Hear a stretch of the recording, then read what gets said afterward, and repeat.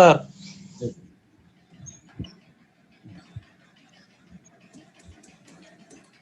ఈ చాప్టర్ కదా మనం స్టార్ట్ చేయాల్సింది రిజిస్ట్రేషన్ ఆఫ్ చార్జెస్ డిపాజిట్స్ తర్వాత. హలో. అవును sir. Right. So this is the point, registration of charges. Registration of charges. So బేసికల్ గా ఫస్ట్ రిజిస్ట్రేషన్ ఆఫ్ చార్జెస్ అంటే, ఈ రిజిస్ట్రేషన్ అంటే ఏంటి అంటే, రిజిస్ట్రేషన్ అంటే ఏంటమ్మా, నార్మల్ గా రిజిస్టర్ అంటే ఒక బుక్, అది ఏదైనా ఒక బుక్ అనుకోండి, ఆ బుక్ లో ఏదైనా ఎంటర్ చేస్తే, రిజిస్టర్ లో ఎంటర్ చేసే యాక్టివిటీనే రిజిస్ట్రేషన్ అంటారు. బుక్ లో నేను బుక్ లో మీరు రాసుకున్నారు అనుకోండి, దాన్ని నోటింగ్ డౌన్ అంటారమ్మా. Yes or no? Hello sir. So కాబట్టి రిజిస్ట్రేషన్ అంటే ఏంటంటే, ఒక రిజిస్టర్ ఉంటుంది, ఒక బుక్ ఉంటుంది, ఆ బుక్ లో ఏదైనా మీరు రాశారనుకోండి, రిజిస్టర్ లో మీరు రాసేదాన్నే రిజిస్ట్రేషన్ అంటారు. రిజిస్టర్ లో మనం రాసేదాన్నే రిజిస్ట్రేషన్ అంటారు. అంటే ఇక్కడ రిజిస్ట్రేషన్ అంటే ఏదో ఒక బుక్ ఉంది, ఆ బుక్ లో ఏదో రాస్తున్నారు, అంతవరకేనమ్మా. ఫస్ట్ అక్కడ వరకు ఆలోచించండి. ఒక బుక్ ఉంది, ఆ బుక్ లో ఏదో రాస్తున్నారు, అలా రాయడాన్ని రిజిస్ట్రేషన్ అంటారు. ఏమవునా? హలో. అవును సార్. ఒక బుక్ ఉంది, ఆ బుక్ లో ఏదో రాస్తున్నాం, దాన్ని రిజిస్ట్రేషన్ అంటాం. కానీ ఇప్పుడు ఆ బుక్ లో ఏం రాస్తున్నాం అనేది ఇంపార్టెంట్. రిజిస్ట్రేషన్ ఆఫ్ ల్యాండ్ అంటే ఏంటి? గవర్నమెంట్ రికార్డ్స్ లో మీ పేరు రాస్తున్నారు అనమాట, మీరు ల్యాండ్ కొన్నట్టుగా రాసుకున్నారు, అది రిజిస్ట్రేషన్ ఆఫ్ ల్యాండ్. ఏం అర్థమైందా? హలో. అర్థమైంది సార్. రిజిస్ట్రేషన్ ఆఫ్ ల్యాండ్ అంటే ఏంటి? గవర్నమెంట్ బుక్ లో ఇలా రవి ల్యాండ్ కొన్నాడని చెప్పి రాసుకుంటున్నారు అనమాట. అంటే అక్కడ కూడా బుక్ ఉంది, బుక్ లో మీరు ఏదైనా రాస్తే దాన్ని రిజిస్ట్రేషన్ అంటారు. కానీ ఏ బుక్ లో రాస్తున్నారు, ఏం రాస్తున్నారు అనేది ఇంపార్టెంట్. అర్థమైందమ్మా? ఇక్కడ దేని రాస్తున్నారు, ఏం రాస్తున్నాం, what your writing is charges. మనం ఏం రాస్తున్నామంటే చార్జెస్ రాస్తున్నాం. మనం ఏం రాస్తున్నామంటే చార్జెస్. కాబట్టి ఇప్పుడు మనం ఈ చాప్టర్ అంతా చార్జెస్ గురించి ఉంటుంది. చార్జెస్. ఓకే. చార్జెస్ అంటే ఏంటి? బుక్ లో చార్జెస్ రాస్తున్నాం అన్నారు, కానీ ఆ చార్జెస్ అంటే ఏంటి?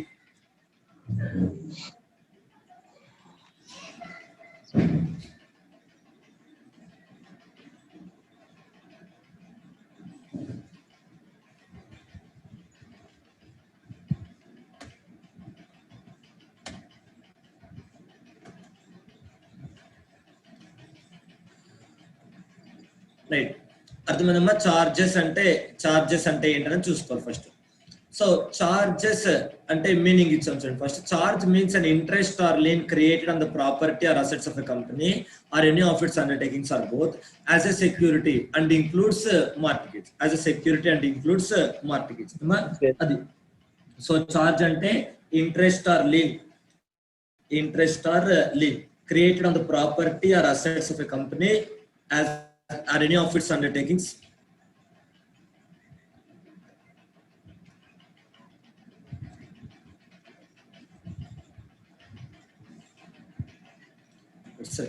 అది వచ్చేప్పుడు చూడండి. సో అంటే చార్జ్ అంటే ఇక్కడ చూడండి, ఫస్ట్ పాయింట్ సెక్యూరిటీ. ఇది ఆలోచించండి. ఫస్ట్ సెక్యూరిటీ అంటే ఏంటంటే, మనం ఒక లోన్ తీసుకున్నాం, మార్టిగేజ్ లోన్ తీసుకున్నాం. ఏమో మార్టిగేజ్ లోన్, మార్టిగేజ్ అంటే ఏంటి? తాకట్టు పెట్టడం. ఏమవునా? మార్టిగేజ్ అంటే తాకట్టు పెట్టడం. Sir no? సో తాకట్టు పెట్టాం. దేన్ని తాకట్టు పెట్టాం? మన ప్రాపర్టీని తాకట్టు పెట్టాం. మన ప్రాపర్టీని తాకట్టు పెట్టాం. ఎందుకు పెట్టాం ప్రాపర్టీని తాకట్టుగా? సెక్యూరిటీ కోసం. ఏమో ఇప్పుడు అర్థమైందమ్మా? మార్టిగేజ్, ప్రాపర్టీ, సెక్యూరిటీ, ఆ 3 words గుర్తుపెట్టుకోండి చార్జెస్ డెఫినేషన్ లో. మార్టిగేజ్ అంటే ఏంటి? తాకట్టు పెట్టాము. Yes or no? మార్టిగేజ్ అంటే మార్టిగేజ్ తాకట్టు పెట్టాం. ఏం తాకట్టు పెట్టాము? ఒక ప్రాపర్టీని తాకట్టు పెట్టాం. ఎందుకు తాకట్టు పెట్టామంటే సెక్యూరిటీ. అంటే బ్యాంకర్ కి, మనం బ్యాంక్ దగ్గర నుంచి మనం లోన్ తీసుకొని, మనం లోన్ రీపే చేస్తామనే నమ్మకం బ్యాంకర్ కు ఉండాలి, బ్యాంకర్ కు ఒక గ్యారంటీ ఉండాలి. దానికోసమే ప్రాపర్టీ ఇచ్చాం. ఏమవునా? హలో. రైట్. సో బ్యాంకులు ఎవరి దగ్గర నుంచి అప్పు చేసి, ఆ అప్పు తీర్చడానికి సెక్యూరిటీగా, అంటే అప్పు ఇచ్చిన వాళ్ళకి నమ్మకంగా మనం ఏదైనా ఆస్తులు తాకట్టు పెట్టామనుకోండి, దాన్నే చార్జ్ క్రియేషన్ అంటారు. ఏమర్థమైందమ్మా? చార్జ్ క్రియేషన్ అంటే ఏంటి? Borrowing money and giving assets as security for repayment of such borrowing is called charges. అర్థమైందమ్మా? Borrowing money and giving assets as a security for repayment of borrowing. Charges. What is charges? Borrowing money and giving assets. Borrowing money and giving assets as a security. Giving assets as a security for repayment. Giving assets as a security for repayment. Is nothing but creation of charge. Creation of charge. అది charge create చేయడం అంటే ఏంటంటే అప్పు చేసి ఆ అప్పుకు సెక్యూరిటీగా ఆస్తులు ఏదైనా తాకట్టు పెట్టడాన్ని చార్జ్ క్రియేషన్ అంటారు. ఏమా టెక్నికల్ గా కాకుండా మీకు ప్లెయిన్ గా లాజిక్ అర్థమైందా, డెఫినేషన్ అర్థమైందమ్మా? చార్జ్ కాన్సెప్ట్ అనేది హలో అర్థమైంది సార్. కుదువ పెట్టడం, తెలుగులో చెప్పాలంటే తాకట్టు పెట్టడం అంటారు కదా అలా. సో మనీ బార్ వచ్చేసి దానికి అసెట్స్ ని తాకట్టు పెడతా దాన్నే చార్జ్ క్రియేషన్ అంటారు. Okay right. అది నెక్స్ట్. సో అది ప్రాపర్టీ మీద అసెట్స్ మీద కానీ పెట్టచ్చు. ఇప్పుడు ఇక్కడ పాయింట్ ఏంటంటే ఎలా తాకట్టు పెట్టాలనేది ఈ చాప్టర్ లో చెప్పట్లేదమ్మా. ఈ ఒక ప్రాపర్టీని ఎలా రిజిస్టర్ చేయాలనేది ఈ చాప్టర్ లో చెప్పట్లేదు. ఒక ప్రాపర్టీని ఎలా రిజిస్టర్ చేయాలి అనేది ఈ చాప్టర్ లో చెప్పలేదు. సారీ, ఒక ప్రాపర్టీని ఎలా చార్జ్ క్రియేట్ చేయాలనేది ఏం చెప్పట్లేదు ఈ చాప్టర్ లో. ఈ చాప్టర్ లో ఏం చెప్తున్నారంటే రిజిస్ట్రేషన్ గురించి చెప్తున్నారు అంతే. ఇక్కడ ఈ పాయింట్ ఉంచండి, క్రియేషన్. క్రియేషన్ అంటే ఎలా చేయాలి, ఎలా చార్జ్ క్రియేట్ చేయాలి, అంటే ఎలా తాకట్టు పెట్టాలి అన్నది ఈ చాప్టర్ లో చెప్పట్లేదు.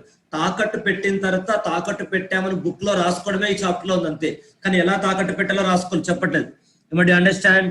Hello okay sir.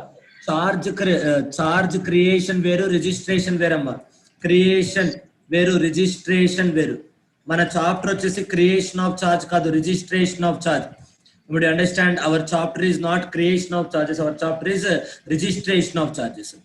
ఈ creation of charges అన్నది this creation of charges. Okay. So first point ఏమో creation of charges అన్నది. Okay.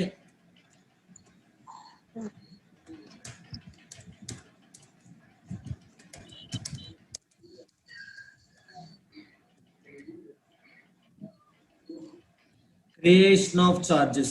Creation of charge means ఏమని చెప్పాం మనం? borrowing money and giving assets as security. Borrowing money and giving assets as security. The creation of charge means borrowing money and giving assets as security. Creation of charge means borrowing money and giving as a security for repayment. As a security for repayment. This is the first point. Emma? Adi. Creation of charge means borrowing money and giving assets as a security for repayment. Okay, security for repayment. Adi. This is the first point. Second point ఏంటి అంటే first మీరు creation of charges ఏంటో అర్థం చేసుకోండి. Creation of charges ఏంటి అర్థం చేసుకున్న తర్వాత నెక్స్ట్ సెకండ్ పాయింట్.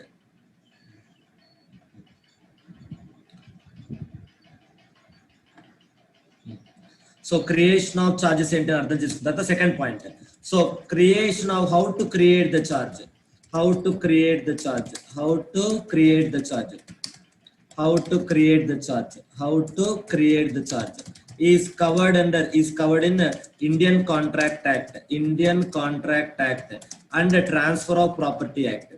ఇది మీరు సిపిటీలో చదువుకుంటారు కదమ్మా. Indian contract act 1872, Indian contract act 1872 and transfer of property act and transfer of property act 1882 and Transfer of Property Act 1882. How to create a charge. How to create the charge is covered in the Indian Contract Act and Transfer of Property Act. Companies Act 2013. Companies Act 2013 contains provisions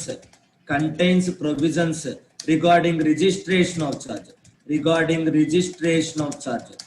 Regarding registration of charge. Contains provisions only regarding the registration of charge. Only regarding registration of charge. After creation, registration of charge after creation. So registration of charge అంటే ఏంటి?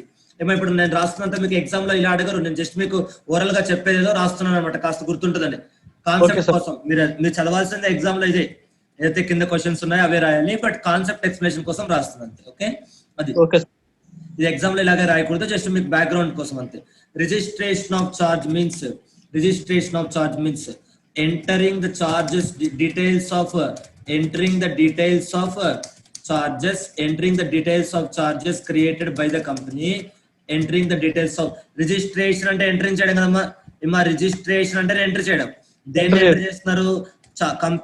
Company create చేసిన charges యొక్క తాలూకా details enter చేస్తున్నారు. ఎక్కడ enter చేస్తున్నారు? In the register of charges. In the register of charges maintained by registrar of companies. ఏమా ఇప్పుడు అర్థమైందమ్మా రిజిస్ట్రేషన్ ఆఫ్ చార్జెస్ అంటే ఏంటన్నది? అంటే రిజిస్టర్ ఆఫ్ చార్జ్. ఇక్కడ చూడండి, రిజిస్టర్ అంటే ఒక బుక్ అమ్మా. రిజిస్టర్ అంటే ఒక బుక్. ఆ బుక్ ఆ బుక్ ఎవరి దగ్గర అయితే ఉందో, ఎవరి చేతిలో అయితే ఉందో ఆ పర్సన్ రిజిస్ట్రార్ అంటాం. అర్థమైనమా? బుక్ రిజిస్టర్ అంటే ఒక బుక్, రిజిస్టర్ అంటే ఏంటి? ఒక బుక్ అనుకుందాం. రిజిస్టర్ అంటే బుక్ ఏంటి? సో రిజిస్ట్రేషన్ అంటే entering in book, entering in the book. Registration అంటే entering details in the book, entering details in the book, entering details in the book. ఎవరైతే రిజిస్ట్రార్ అంటే ఏంటి? రిజిస్ట్రార్ అంటే ఏంటి? Person entering the details, person entering the details, person entering the details. ఏమా మీకు ఇప్పుడు అర్థమైందమ్మా? 6 వస్తాయి కదా, రాజమౌళి సినిమా కాదు, ఏంటిది RRR అయినా రాజమౌళి సినిమా. Hello, yes sir. ఏంటండి ఆ 3 Rలు? ఏంటంటే రౌద్రం రావట్లేదు సార్, కథ గుర్తురాట్లేదు. కానీ ఎదురు చూస్తున్నారు కదా ప్రస్తుతాన్ని, రైట్. సో రిజిస్ట్రేషన్ అంటే ఇక్కడ 3 Rలు ఉన్నాయి. రాజమౌళి సినిమా కదమ్మా, నేనే రాజమౌళి సినిమా తీయట్లేదు, సబ్జెక్ట్ చెప్తున్నాను అంతే ఇక్కడ. సో 3 Rలు ఉన్నాయా? Registration, register, registrar. Okay, so registration అంటే first of all entering the details in the book. ఆ బుక్ ని రిజిస్టర్ అంటాం. రిజిస్టర్ అంటే బుక్. ఆ బుక్ లో ఏదైనా డీటెయిల్స్ ఎంటర్ చేస్తే దాన్ని రిజిస్ట్రేషన్ అంటాం. ఎవరైతే డీటెయిల్స్ ఆ బుక్ లో డీటెయిల్స్ ఎంటర్ చేయడానికి ఎవరికైతే ఆ బుక్ ఎవరి దగ్గర అయితే ఉంటుందో అతన్ని రిజిస్ట్రార్ అంటాం. మెయింటైన్డ్ బై అంటే ఆ బుక్ ఎవరి దగ్గర ఉంది? రిజిస్ట్రార్. ఏమా బుక్ తీసుకున్నారు, ఫస్ట్ ఆ బుక్ లో రాసుకున్నారు, రాసిన తర్వాత ఆ బుక్ ఒక దగ్గర పెట్టారు, ఒక పర్సన్ దగ్గర పెట్టారు, ఆ పర్సనే రిజిస్ట్రార్ అంటే. ఏమా do understand? Hello, okay sir. Register అంటే ఒక బుక్, ఆ బుక్ లో మీరు డీటెయిల్స్ రాసుకున్నారు, దాన్ని రిజిస్ట్రేషన్ అంటారు. రాసిన తర్వాత ఆ డీటెయిల్స్ తీసుకొని ఒక పర్సన్ కి ఇచ్చారు, ఆ పర్సన్ ఎవరు రాశారు, ఎవరి దగ్గర ఉంది ఆ బుక్ అంటే రిజిస్ట్రార్. ఇది అర్థమైందమ్మా? So this is called as Rajamouli, right. That is the point, registration of charges, registration of charges. ఏమైనా అర్థమైందమ్మా? కంపెనీస్ యాక్ట్ లో క్రియేషన్ గురించి మాట్లాడలేదు. మీరు ఎలా ఏ అసెట్స్ సెక్యూరిటీగా ఇవ్వాలి, ఎంత ఇవ్వాలి అదంతా లేదు. ఇచ్చిన తర్వాత ఏమి ఇచ్చామని రాసుకోవడం మాత్రమే, ఇచ్చిన తర్వాత ఏమి ఇచ్చామని రాసుకోవడం మాత్రమే. అవునమ్మా? రిమైనింగ్ అంతా ఇండియన్ కాంట్రాక్ట్ యాక్ట్. అంటే స్టెప్ 1 వచ్చేసి క్రియేషన్ ఆఫ్ చార్జ్ అమ్మా, స్టెప్ 2 వచ్చేసి registration of charge. First charge create చేసిన తర్వాతే కదా ఆ చార్జ్ కి సంబంధించిన డీటెయిల్స్ రాసుకోవాలంటే. హలో, ఫస్ట్ లోన్ తీసుకోవాలి, లోన్ తీసుకున్న తర్వాత సెక్యూరిటీగా ఇవ్వాలి. ఆ ట్రాన్సాక్షన్ మనకి బ్యాంకర్ కి మధ్య ఏదైతే జరిగిందో అది బుక్ లో రాసుకుంటున్నాం. జరగాలి అంటే ఫస్ట్ రాసుకోవాలంటే ఫస్ట్ జరుగుండాలిగా. ఏమా ట్రాన్సాక్షన్ జరిగిన తర్వాత జర్నల్ ఎంట్రీ రాస్తారా, జర్నల్ ఎంట్రీ రాసిన తర్వాత ట్రాన్సాక్షన్ జరుగుతుందా? ట్రాన్సాక్షన్ జరిగిన తర్వాత కదా సార్ అలా. కాబట్టి ట్రాన్సాక్షన్ జరగడాన్ని క్రియేషన్ ఆఫ్ చార్జ్ అంటాం. ఆ జరిగిన ట్రాన్సాక్షన్ బుక్ లో రాసుకునే జర్నల్ ఎంట్రీనే రిజిస్ట్రేషన్ ఆఫ్ చార్జ్ అంటాం. Do understand? Hello, understand sir. అది that is the point. So కాబట్టి మన చాప్టర్ లో ఏముంది అంటే రిజిస్ట్రేషన్ ఆఫ్ చార్జ్ ఉంది, కానీ క్రియేషన్ ఆఫ్ చార్జ్ లేదు. అది వేరే యాక్ట్స్ లో ఉంటుంది. There for creation of charge అనేది చాలా కాంప్లికేటెడ్ ఇష్యూ, చాలా వైడర్ కాన్సెప్ట్, అది చాలా డీప్ గా ఉంటుంది. మనకు అది సిలబస్ లో లేదు. రిజిస్ట్రేషన్ ఆఫ్ చార్జెస్ మాత్రమే ఉంది, స్ట్రైట్ గా రిజిస్ట్రేషన్ ఆఫ్ చార్జెస్. ఏమా అది? Okay sir. సార్ స్ట్రైట్ గా రిజిస్ట్రేషన్ ఆఫ్ చార్జెస్. ఏమా sir 1 minute sir, come to back sir. ఏంటమ్మా? 1 minute come to back sir. అర్థం కదా? 1 minute come to back sir. 1 minute. Hello, come to back sir. అర్థం కాలేదమ్మా. 1 minute back రావాలా? కాదు sir, బయటకు ఒకసారి పర్మిషన్ బయటకు వస్తా సార్, నిమిషం. పర్మిషన్ వచ్చి బయటకు రావాలా? సరే, వెళ్ళిరాపమ్మా. Hello, okay sir.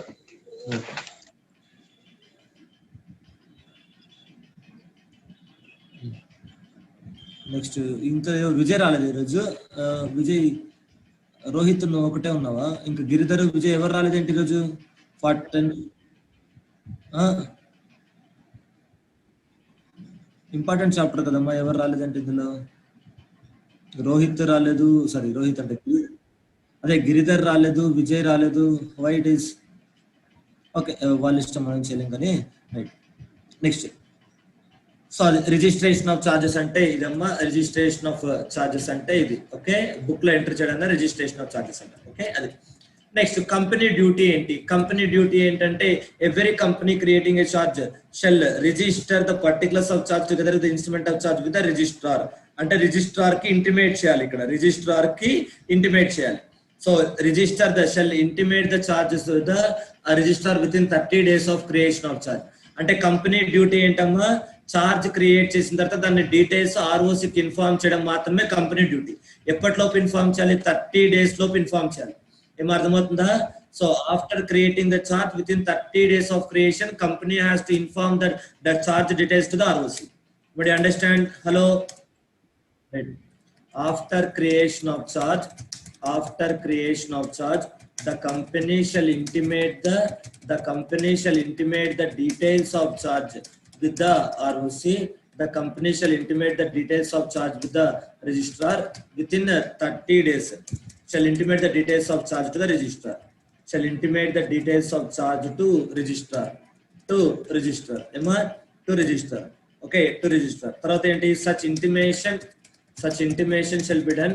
Such intimation shall be done within 30 days.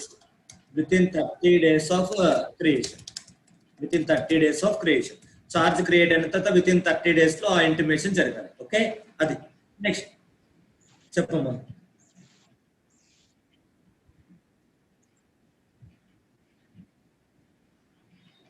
With in 30 days అంటే క్రియేట్ చేసిన ఎక్స్క్లూడ్ చేయాలి. క్రియేట్ చేసిన డేట్ ఎక్స్క్లూడ్ చేయాలి. విత్ ఇన్ అంటే 30 ఆ డే అయిపోతుంది. దాని తర్వాత విత్ ఇన్ 30 days లో అంటే January 1st క్రియేట్ చేస్తే January 1st ఎక్స్క్లూడ్ చేయండి. 2nd నుంచి 30th కౌంట్ చేయండి. ఆ 30th డే లోపు చేయాలి. అంటే January 31st లోపు చేయాలి. January 31st అనేది 30th డే అవుతుంది January 1st ఎక్స్క్లూడ్ చేస్తే.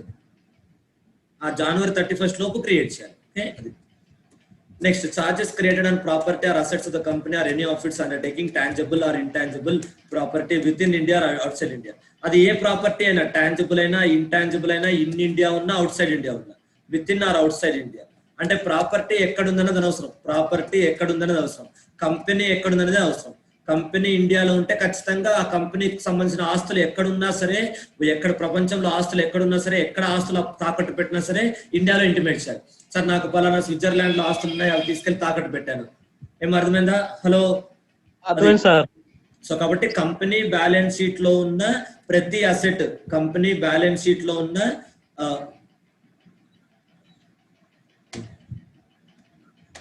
కంపెనీ బ్యాలెన్స్ షీట్ లో అసెట్ ఉంది, అది ఎక్కడుందో ప్రపంచంలో మనకు అనవసరం. కంపెనీ బ్యాలెన్స్ షీట్ లో చూపించారా, చూపించలేదా? ఎస్, చూపించాం. మరి దాని మీద ఏదైనా సెక్యూరిటీ ఉంటే మీరు ROCకి చెప్పాలి. ఇలా నా బ్యాలెన్స్ షీట్ లో అసెట్స్ ఉన్నాయి, ఆ అసెట్స్ నేను తాకట్టు పెట్టానని చెప్పాలి. అది టాంజిబుల్ అసెట్స్ అయినా, ఇంటాంజిబుల్ అసెట్స్ అయినా, ఇండియాలో ఉన్నా, అబ్రాడ్ లో ఉన్నా, ఎక్కడైనా 30 days లో. ఒకవేళ 30 days కన్నా డిలే అయింది అనుకోండి, ఎక్స్క్యూజ్ చేయడాన్ని కండోన్ చేయడం అంటారు. అంటే ఎక్స్క్యూజ్ చేయడం అంటే డిలే అంటే లేట్ అయిపోయింది. ఆ లేట్ అయిపోయిన దాన్ని ఎక్స్క్యూజ్ చేయండి సార్, మన్నించండి అని చెప్పి అడగాలి. ఎవరెవరిని అడగాలి? కంపెనీ ROCని అడగాలి. సార్ యాక్చువల్ గా అయితే మీరు 30 days లోపు రమ్మన్నారు, మాకు కుదరలేదు సార్ 30 days లోపు అని చెప్పి డిలే అయిందని చెప్పి చెప్పాలన్నమాట. అది డిలే అయింది, మీరు దయచేసి క్షమించండి అని ఎక్స్క్యూజ్ చేయమని చెప్పి అడగాలి. అంటే మన సైడ్ నుంచి డిలే అయింది, లేట్ అయింది, ఆ డిలేని ఎక్స్క్యూజ్ చేయమని చెప్పి అడగాలి. ఎందుకంటే సఫిషియెంట్ కాజ్ ఉంది, అంటే రీజన్ ఉంది. మా అకౌంటెంట్ లేరు, మా ఎండీకి బాగాలేదు, ఏదో ఒకటి, లాక్డౌన్ ఉంది, ఎవరు ఎంప్లాయీస్ రాలేదు, అందుకే పంపించలేదు. ఎస్ఆర్ నో, సఫిషియెంట్ కాజ్ ఉంది అనమాట. సఫిషియెంట్ కాజ్ ఉంది. సో కాబట్టి అప్పుడు విత్ ఇన్ 30 days లో చెప్పినప్పుడు సఫిషియెంట్ కాజ్ ఉంది కాబట్టి కుదరలేదు అనమాట. అప్పుడు ఏం చేయాలి? With in next period of 300 days of creation of charge. అంటే ఫస్ట్ 30 days లో కుదరకపోతే 300 days లో చేయండి. May allow with in 15 days, may allow 300 days. అంటే 30 days లోపు కుదరకపోతే 300 days లోపు అలా చేస్తారు. 30 days లోపు చేయాలి, కుదరలేదు వెళ్ళి ROCని అడిగారు అనుకోండి, అడిగితే ఎక్స్క్యూజ్ చేస్తాడు. కానీ ఇలా అడగడం ఎప్పుడు అడగాలి? ఒక 10 years తర్వాత వచ్చి అడగకూడదు. Sir 10 years back charge create చేస్తాం సార్, మర్చిపోయాము, ఇప్పుడే గుర్తొచ్చింది సార్ అంటే ఒప్పుకోరాల. 300 days మాక్సిమం. మీకు డిలే అయితే ఒప్పుకుంటారు, కానీ మళ్ళీ 300 కన్నా ఎక్కువ డిలే అయితే ఒప్పుకోరు. 30 days లో చేసావా, ఓకే గుడ్ బై. 300 days లోపు చేసావా, ఓకే నార్మల్ బై. 300 days తర్వాత చేసావా, వెరీ బ్యాడ్ బై. హలో, అది. సో 30 days లోపే చేయాలి. కుదరలేదు సార్, ఓకే లేట్ గా వచ్చాను, పర్లేదు సార్ ఎక్స్క్యూజ్ చేయండి. కానీ లేట్ గా వచ్చిన ఆ లేట్ కూడా ఒక అర్థం ఉండాలి కదమ్మా, అవునా? హలో, అవును సార్. సో ఆ లేట్ కూడా ఒక అర్థం ఉండాలి. ఓకే, అది మీరు ఎగ్జామ్ హాల్కి వెళ్తారు, 2:30 అన్నారు అనుకోండి, 2:32కో 2:33కో వెళ్తే సరేనా యాక్సెప్ట్ చేస్తారు. 3:30కి 4కి వెళ్తే అలో చేయరుగా. హలో, మీరు వెళ్ళి అక్కడ అడిగారు అనుకోండి ఎంట్రన్స్ లో, సార్ లేట్ అయిపోయింది సార్, ఒక 5 minutes సార్ లేట్ అయిపోయింది సార్ అంటే, సరే ఒక 2-3 minutes 5 minutes అయితే సరే అని అలో చేస్తారు. 2 o'clock ఎగ్జామ్ అవుతే 3:30కో 4కో వచ్చి సార్ క్షమించండి సార్ జస్ట్ 2 hours లేట్ అయింది సార్ అంటే ఒప్పుకుంటారా? ఒప్పుకోరుగా. అది కాబట్టి దానికి కూడా ఒక లిమిట్ ఉంటుంది. అంటే ఆ ఎక్స్క్యూజ్ చేయడానికి కూడా ఒక హద్దు ఉంటుంది అనమాట. అది 300, అంతకు మించి వెళ్ళకూడదు అనమాట, దాని దాటి వెళ్ళకూడదు. ఓకే, అది next the application for delay అంటే ఇలా డిలే అయింది అని చెప్పి అప్లికేషన్ పెట్టాలి, పేపర్ మీద పెట్టాలి, వాట్సాప్ లో మెసేజ్ పెట్టకూడదు. ఆర్ఓసి గారు, డియర్ ఆర్ఓసి గారు అని వాట్సాప్ లోనో ఫేస్బుక్ లోనో మెసేజ్ పెట్టకూడదు. సరే నన్ను ఎక్స్క్యూజ్ చేయండి, ఒక అప్లికేషన్ పెట్టాలి. ఒక అప్లికేషన్ ఒక ఫార్మాట్ ఇచ్చారు మనకు, ఫామ్ నెంబర్ CHG10 అని, అందులో అప్లికేషన్ పెట్టాలి. నాకు డిలే అయింది కాబట్టి ఎక్స్క్యూజ్ చేయండి చెప్పి డిలే అయ్యాలి. నెక్స్ట్ ఇంకొక డిక్లరేషన్ ఇవ్వాలి. ఆ డిలే అయిందని చెప్పి ఎక్స్క్యూజ్ చేయాలి. అక్కడ 300 days గుర్తుపెట్టుకోండి. డిలే అవుతే సఫిషియంట్ కాజు 300 days, సఫిషియంట్ కాజు 300 days గుర్తుపెట్టుకోండి. తర్వాత అప్లికేషన్ ఫామ్. ఇక్కడ మీకు ఎగ్జామ్ లో ఈ అప్లికేషన్ ఫామ్ నెంబర్ గుర్తు లేకపోతే నో ప్రాబ్లం, ఇదే ప్రిస్క్రైబ్డ్ ఫామ్ అని రాయొచ్చు. ఖచ్చితంగా CHG10 అనే రాయాలని ఏం లేదు, ఇదే ప్రిస్క్రైబ్డ్ ఫామ్ అని రాయొచ్చు అమ్మా. The application for delay shall be made in a prescribed form. ఏమో అర్థమవుతుందా? హలో, గుర్తు లేకపోతే ఇన్ ప్రిస్క్రైబ్డ్ ఫామ్ అని రాయండి. ఓకే, తప్పలేదు. Next such application shall be supported by declaration. Application తో పాటు ఒక డిక్లరేషన్ ఇవ్వాలి. అప్లికేషన్ తో పాటు ఒక డిక్లరేషన్ ఇవ్వాలి. అప్లికేషన్ తో పాటు ఒక డిక్లరేషన్ ఇవ్వాలి. ఏంటా డిక్లరేషన్ అంటే, అప్లికేషన్ తో పాటు ఏం డిక్లరేషన్ ఇవ్వాలి అంటే, ఇలా ఏంటి అప్లికేషన్ తో పాటు ఏమని డిక్లరేషన్ ఇవ్వాలంటే, ఇలా డిలే చేయడం వల్ల బిలేటెడ్ అంటే డిలేడ్ ఫైలింగ్ అనమాట. లేట్ ఫైలింగ్ అని, బిలేటెడ్ ఫైలింగ్ అంటే ఏంటమ్మా, లేట్ ఫైలింగ్ అని అర్థం. బిలేటెడ్ ఫైలింగ్ అంటే లేట్ ఫైలింగ్ అని అర్థం.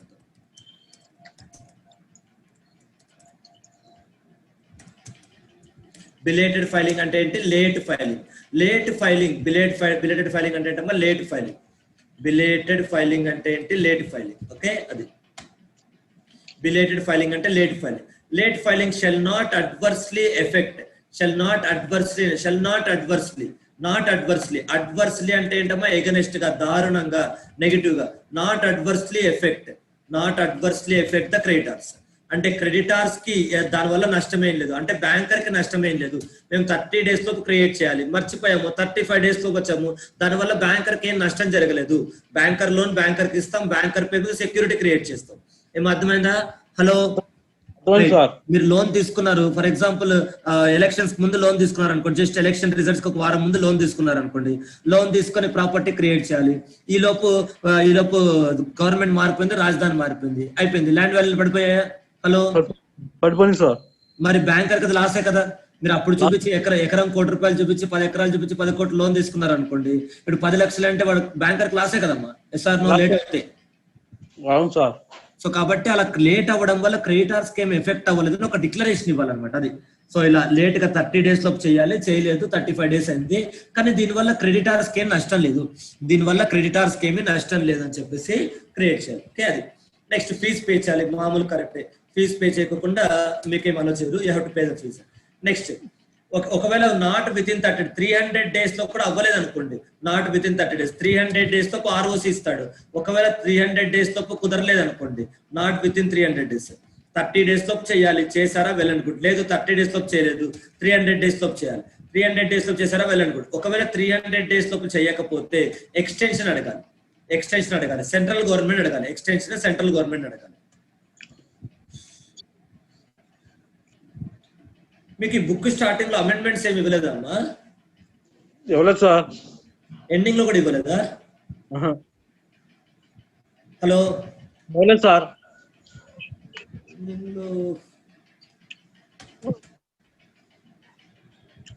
బుక్ స్టార్టింగ్ లోను ఎండింగ్ లోను అమెండ్మెంట్స్ లేకపోతే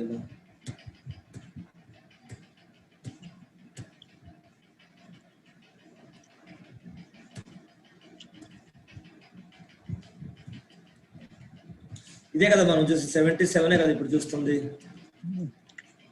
72 సార్, మనం 77. Yes sir. 60 days అదే చెప్తున్నాను, మారిపోయింది. 60 days మారిపోయింది. అది 30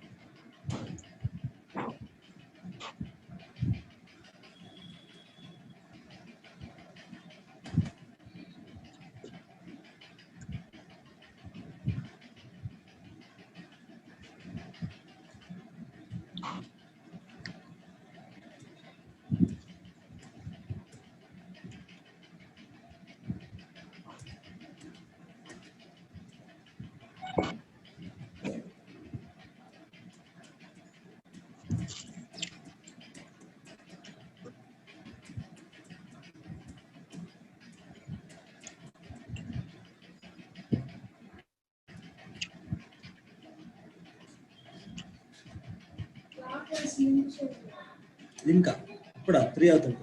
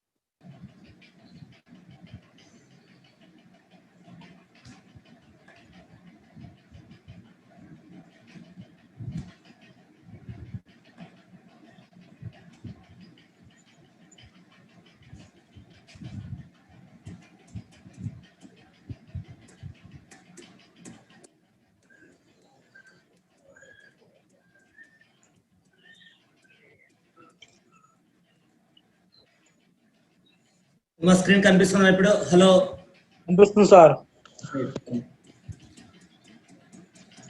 నేను మీకు ఒక ఫైల్ పంపిస్తాను. ఈ ఫైల్ ఒక్కసారి మీరు చూసుకోండి. November 19 అటెండెన్స్ అమెండ్మెంట్స్ ఇవి. అసలు లేకపోతే వదిలేండి, అమెండ్మెంట్స్ క్లాస్ లో చెప్తాను. అమెండ్మెంట్స్ క్లాస్ సపరేట్ గా ఉంటుంది, అక్కడ ఇస్తాను. November 2020 అటెంప్ట్ కి అప్లికబుల్ అయ్యే అమెండ్మెంట్స్ మీకు ఇచ్చిన మెటీరియల్ కాదు, మీకు ఇచ్చింది November 19 కి అటెంప్ట్ అప్లికబుల్ అయ్యే. This is applicable for November 19 exams కి. తర్వాత May 20, November 20 ఆ రెండుకి టూ అమెండ్మెంట్స్ వస్తాయి. అమెండ్మెంట్స్ ఇవ్వలేదు అనుకుంటా, రైట్? సో అమెండ్మెంట్స్ మీకు మళ్ళీ అమెండ్మెంట్స్ సపరేట్ గా మెటీరియల్ పంపిస్తాం, అన్ని చాప్టర్స్ అందులో చూద్దులేండి. ఓకే, అది జస్ట్ గుర్తు పెట్టుకోండి అంతే. నేను ఒకవేళ మర్చిపోయినా కూడా గుర్తు చేయండి. ఇందులో అమెండ్మెంట్స్ ఉన్నాయి, బాగా ఇంపార్టెంట్ అమెండ్మెంట్స్ అవి. ఓకే, ఆ 60 days అనేది నాకు గుర్తుంది, అది మిస్ అయిందని ఎందుకో డౌట్ వచ్చి చూసాను ఇది. ఓకే, అది నెక్స్ట్. సో ఇదమ్మా వితిన్ 30 days తప్పు చేయాలి. 30 days తప్పు చేయకపోతే 300 days కావాలి. ఒక 300 days కూడా లేకపోతే అప్పుడు సెంట్రల్ గవర్నమెంట్ దగ్గరికి వెళ్ళాలి. అంటే 30 నుంచి 300 లోపైతే ఆర్ఓసి దగ్గరికి వెళ్ళినా సరిపోతుంది. 30 నుంచి 300 అయితే ఆర్ఓసి దగ్గరికి వెళ్ళినా సరిపోతుంది ఎక్స్క్యూజ్ చేయమని. కానీ 300 దాటితే ఆర్ఓసి కూడా పవర్ ఉండదు ఎక్స్క్యూజ్ చేయడానికి, సెంట్రల్ గవర్నమెంట్ దగ్గరికి వెళ్ళాలి. అదే సెక్షన్ 87 అంటే. సెంట్రల్ గవర్నమెంట్ దగ్గరికి వెళ్ళి చెప్పడాన్ని సెక్షన్ 87 అంటాం ఏమా. అది నెక్స్ట్. అంటే మనం ఇంటిమేట్ చేసాం, ఆర్ఓసికి మనం చేసాం, ఆర్ఓసికి మనం చెప్పాం ఇలా డ్యూటీ ఆఫ్ ద కంపెనీ ఏంటంటే ఇలా చార్జ్ క్రియేట్ చేసాం సార్ అని ఆర్ఓసికి చెప్పాం. ఎప్పుడు చెప్పాలి అంటే 30 days అన్నారు. డిలే అవుతే ఏం చేయాలి అంటే ఇలా అప్లికేషన్ పెట్టాలి, ఎక్స్క్యూజ్ ఏమైనా రిక్వెస్ట్ చేయాలి, దానివల్ల క్రెడిటార్స్కి ఏం నష్టం లేదని చెప్పాలి. ఏమో ఫస్ట్ పాయింట్ ఏంటి, చార్జ్ క్రియేట్ చేసిన తర్వాత వితిన్ 30 days తో ఆర్ఓసికి చెప్పాలి. ఓకే, ఒకవేళ 30 days తో చెప్పకపోతే ఏ చార్జెస్ ఏవైనా టాంజిబుల్ ప్రాపర్టీ మీదైనా ఇంటాంజిబుల్ ప్రాపర్టీ మీదైనా ఇండియాలో ఉన్నా ఫారిన్ లో ఉన్నా ఎక్కడున్నా సరే చెప్పాలి. ఎప్పటిలో చెప్పాలి? Within 30 days. ఒకవేళ 30 days లోపు చెప్పకపోతే ఏమవుద్ది, నెక్స్ట్ 300 days లోపు చెప్పాలి. ఆ 300 days లోపు చెప్పాలంటే అప్లికేషన్ పెట్టాలి. ఇలా డిలే అయిపోయింది సార్ ఎక్స్క్యూజ్ చేయండి అని అప్లికేషన్ పెట్టాలి.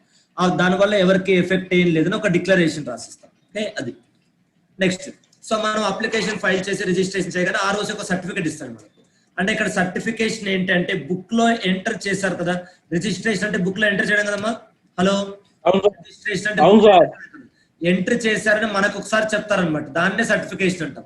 అంటే ఎంట్రీ చేస్తే రిజిస్ట్రేషన్ అంటాం, ఎంట్రీ చేశారని చెప్తే సర్టిఫికేషన్ అంటాం. అంటే గవర్నమెంట్ రికార్డ్స్ వాళ్ళు ఎంట్రీ చేసుకున్నారు, ఆ విషయం మనకు చెప్పాలి కదా వాళ్ళు. హలో, మనం గవర్నమెంట్ అడిగాం, సార్ మీ గవర్నమెంట్ రికార్డ్స్ మా పేరు ఇంట్రొడ్యూస్ చేయండి అని చెప్పి అడిగారు మీరు. వాళ్ళు ఒప్పుకొని దానికి రికార్డ్స్ ఎంటర్ చేసిన మనకు ఒక పేపర్ మీద రాసి ఇవ్వాలి కదా, మీ రికార్డ్ మీ నేమ్ గవర్నమెంట్ రికార్డ్స్ తో ఎన్రోల్ అయిందని ఒక సైజ్ ఇవ్వాలా? Yes or no? అది ఇప్పుడు ఆధార్ కార్డ్ మనకి ఇవ్వాలి కదమ్మా, ఊరికే వాళ్ళు మాత్రమే ఎంటర్ చేసుకుంటే ఎలా? మీరు వచ్చేసండి ఆధార్ కార్డ్ మీ డీటెయిల్స్ అన్ని గవర్నమెంట్ దగ్గర ఉన్నాయంటే మా డీటెయిల్స్ గవర్నమెంట్ దగ్గర ఉన్నాయని మనకు చెప్పాలి కదా వాళ్ళు. ఏమో అవునా కదా? హలో, చెప్పడానికి ఒక కార్డు ఇస్తారు కదా, దాన్నే సర్టిఫికేషన్ అంటాం. అంటే గవర్నమెంట్ రికార్డ్స్ లో ఎంటర్ అయిందని మనకు ఒక కన్ఫర్మేషన్ లాంటిది అనమాట. అంటే ఎవరెవరికి ఏమని కన్ఫర్మేషన్ ఇస్తున్నారు?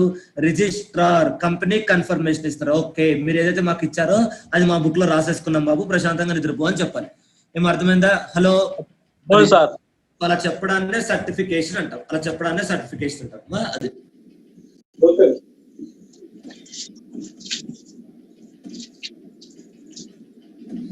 Next, any subsequent registration of charge shall not prejudice any right acquired in respect of any property before the charge is actually registered. అంటే ఇదే పాయింట్ పైన రాసుకున్న point subsequent registration of charge అంటే అక్కడ డిలే అని అర్థం. అది కూడా డిలేడ్ కిందకే వస్తుంది.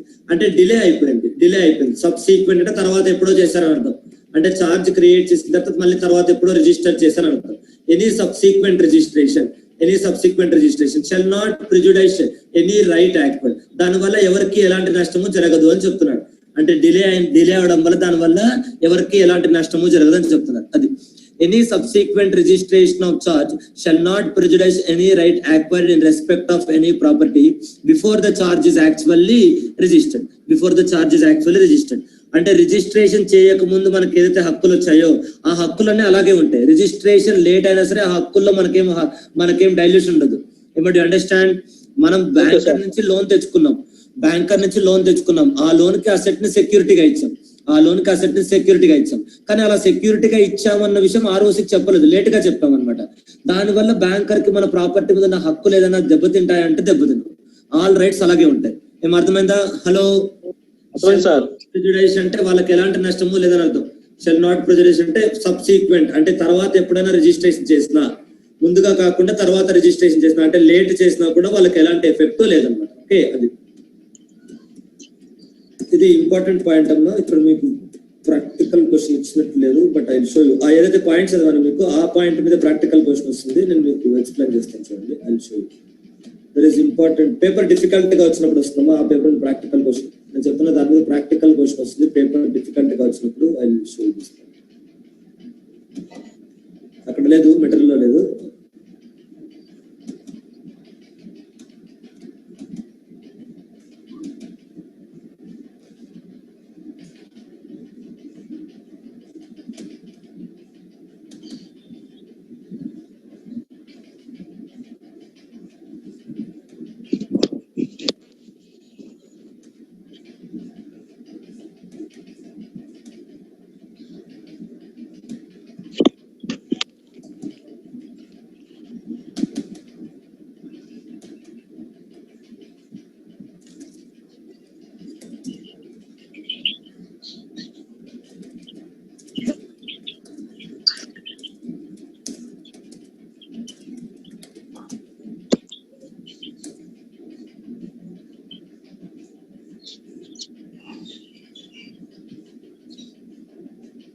subsequent registration.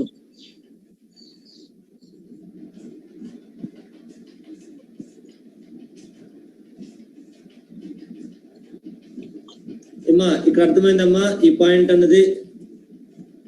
ఇది నేను చెప్తుంది. అమ్మా ఇక్కడ ఫస్ట్ ఈ పాయింట్స్ అండి. అంటే ఫస్ట్ మనం విత్ ఇన్ 30 days లో కదా రిజిస్టర్ చేయాల్సింది. ఏమా yes sir no? Hello sir, within 30 days లో కదా రిజిస్టర్ చేయాలి. ఒరిజినల్ 30 days కదా. 30 days లో చేయకపోతే మళ్ళీ 31 నుంచి 300 లో కూడా చేయొచ్చు అని చెప్పామా?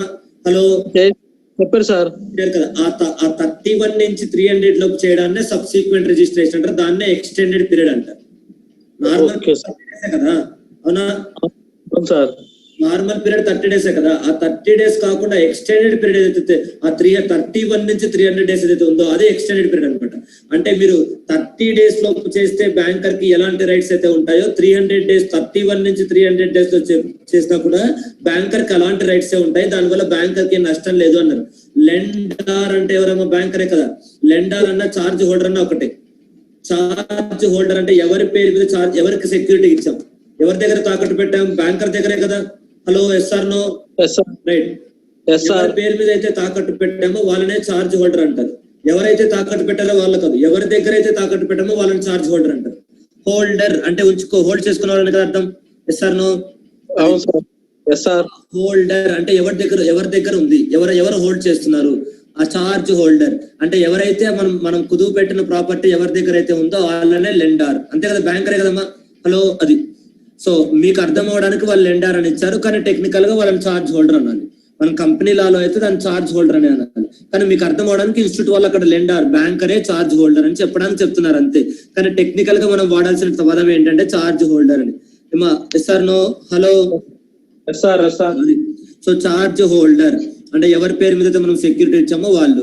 నాట్ ఎఫెక్టెడ్ అంటే దాని వల్ల వాళ్ళకి ఎలాంటి నష్టము జరగదు. నాట్ ఎఫెక్టెడ్ అంటే దాని వల్ల బ్యాంకర్ కి ఎలాంటి నష్టము జరగదు.